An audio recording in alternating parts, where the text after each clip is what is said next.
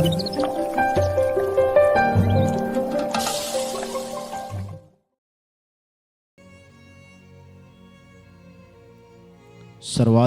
కలిగినటువంటి ప్రభు రక్షకుడైన యేసయ్య అతి శ్రేష్టమైన ఘనమైన నామములో ప్రియా దేవుని బిడ్డలైన మీ అందరికీ ప్రభు యొక్క పెరట వందనాలు తెలియజేస్తూ ఉన్నాను. ఈరోజు అన్నదిన దేవుని వాక్యం కొరకు ఎదురు చూస్తున్న మీ అందరికీ కూడా వందనాలు. దేవుని వాక్య భాగంలోనికి వెళదాం. దినవృత్తాంతాలు రాసిన రెండవ దినవృత్తాంతాల గ్రంథము 20వ అధ్యాయం 15వ వచనం. యోధావారులారా, యెరూషలేము కాపురస్తులారా, యెహోషాపాతు రాజా, మీరందరూ ఆలకించుడి. యెహోవా సెలవిచ్చినదేమనగా, ఈ గొప్ప సైన్యమునకు మీరు భయపడకుడి, జడియకుడి. ఈ యుద్ధం మీరు కాదు, దేవుడే జరిగించును. దేవుడే జరిగించును అనే మాటతో దేవుడు ఈరోజు మనతో మాట్లాడుతున్నాడు. యెహోషాపాతు కాలంలో కొన్ని దేశాల ప్రజలు దండెత్తి వారి మీదకి వచ్చినప్పుడు, యుద్ధము చేయవలసిన పరిస్థితులు వచ్చినప్పుడు యెహోషువ భీతి చెంది భయపడి ఏం చేయాలో అర్థం కాని పరిస్థితిలో ఉపవాస ప్రార్థన చాటించి దేవుని వైపు కనులెత్తి ప్రార్థన చేసినప్పుడు దేవుడు మాట్లాడుతున్న ఒక మాట, యెహోషాపాతు రాజా, మీరు అందరూ ఆలకించండి. దేవుడు మీతో మాట్లాడుతున్న మాట, మీకు సెలవిస్తున్న మాట, మీరు భయపడకొద్దు, జడియొద్దు. యుద్ధం మీరు కాదు, దేవుడే జరిగిస్తాడు. గుర్తుపెట్టుకుని ఈరోజు ఈ మాటతో మనతో మాట్లాడుతున్నాడు దేవుడు.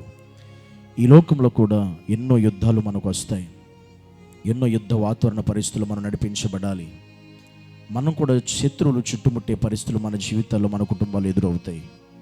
అలాంటప్పుడు ఏం చేయాలో అర్థం కాని పరిస్థితుల్లో కొన్నిసార్లు మనం వెళ్ళిపోతూ ఉంటాం. మనకు వచ్చిన పరిస్థితులు, సమస్యలు, మనకు వచ్చే ఆర్థిక పరిస్థితులు కావచ్చు, ఆరోగ్య పరిస్థితులు కావచ్చు, వ్యాధి బాధలు కావచ్చు, ఇవన్నీ మనం ఒక్కసారిగా చుట్టుముట్టేసినప్పుడు ఏమీ చేయాలో మనకు అర్థం కాని పరిస్థితుల్లో మనం ఉన్నప్పుడు, మనం గనక దేవుని వైపు తిరగగలిగితే, దేవుని వైపు కన్నులు ఎత్తగలిగితే, ఆ రోజు యెహోషాపాతుతో దేవుడు మాట్లాడిన దేవుడు ఈరోజు మనతో మాట్లాడుతున్నాడు. దేవుడు అంటున్నాడు, మీరు భయపడొద్దు, జడియవద్దు. ఈ యుద్ధం మీరు కాదు, దేవుడే జరిగిస్తాడు. దేవుని వైపు మనం చూసి ఆయన పైన ఆధారపడి ఆయన పైన ఆనుకుని మనం నడిచినప్పుడు మన జీవితంలో ఏ పరిస్థితులు చుట్టుముట్టేసినా, ఎలాంటి శత్రువులు మనల్ని చుట్టుముట్టి దాడి చేయాలనుకున్నా, ఏ పరిస్థితులు మనల్ని అంతము చేయాలి, నాశనం చేయాలనుకున్నా, దేవుడు అన్నాడు, ఆ యుద్ధం నీవు కాదు, దేవుడే నీ పక్షంగా చేస్తాడు. గుర్తుపెట్టుకోండి. మీరు దేవుల్లో ఉంటే చాలు, ఆయనలో మీరు పదిలంగా ఉంటే చాలు, ఆయన యథార్థంగా నమ్మకస్తుగా దేవుని వెంబడిస్తే చాలు, మీ జీవితంలో ఏ వచ్చినా మీ పక్షంగా యుద్ధం చేసే దేవుడే కానీ మీరు కాదు. మీరు చేయని అవసరమే లేదు. మీ పక్షంగా దేవుడే యుద్ధం చేస్తాడు. కనుక తన ప్రజల పక్షంగా యుద్ధం చేయవాడు ఆయన మాత్రమే.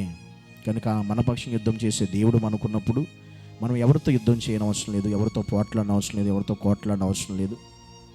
దేవుడే సమస్తము జరిగిస్తాడు అనే గొప్ప నిశ్చయత, గొప్ప విశ్వాసంతో మనం ఈ ఆత్మయాత్రలో ముందు కొనసాగాలి. కానీ ఎక్కడ దేన్ని బట్టి మనం భయపడేవారుగా, జడియేసేవారుగా మనం ఉండకూడదు. జడికుడి భయపడకూడదు అన్నాడు.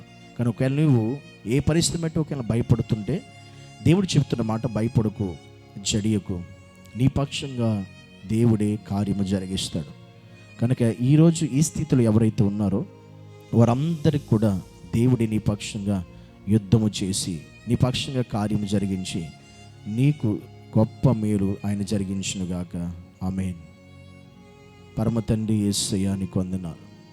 నీ సన్నిధిలో ప్రభువా, యెహోషాపాతు కాలంలో ఎలాగైతే వారు కాకుండా నీవే వారి పక్షం యుద్ధం చేసి వారికి జయమునిచ్చావు, ఈరోజు ఈ దినాల్లో కూడా నాయన కొన్ని పరిస్థితులను చుట్టుముట్టినప్పుడు, మేన్షులు అర్థం కాని పరిస్థితులు మేము ఉన్నప్పుడు నీవే మా పక్షంగా యుద్ధం చేసి పోరాడి మాకు జయ జీవితాన్ని దయచేయమని, ఈ మాటలు విని ప్రతి బిడ్డ జీవితంలో కూడా నీ కృప సహాయం అనుగ్రహించమని యేసు నామములో ప్రార్థించి వేడుకుంటున్నాము తండ్రి.